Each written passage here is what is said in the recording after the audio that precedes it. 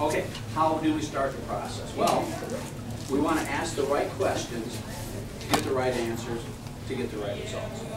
Now, what would happen if we ask the wrong question? We get a wrong answer. We get a wrong result.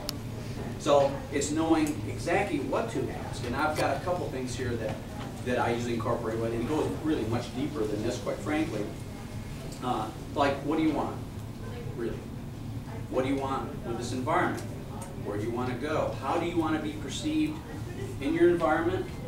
How do you want others to perceive you in your environment? Because remember, if you think about the gym in your setting, you're not only looking out at your environment, but people are looking at you inside your environment.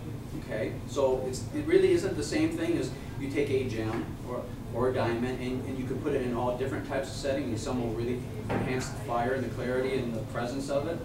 And people will notice, in other settings won't. It'll be okay, but it won't always bring out the full flower. And then one of my favorite questions, this is a great one. How do you want to feel? And I will tell you, when I ask that question, women or men, it almost does not matter.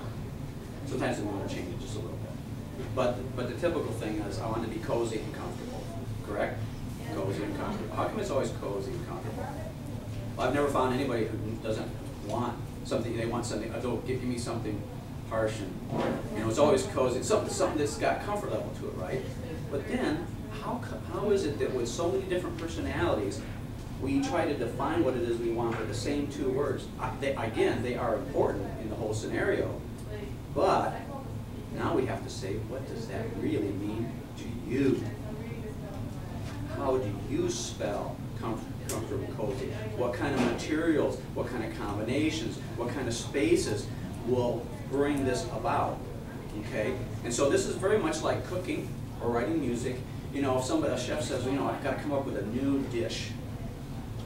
And it would help them if they said, well, I want it to be, kind of ethnic. I want it to be kind of maybe just mildly spicy.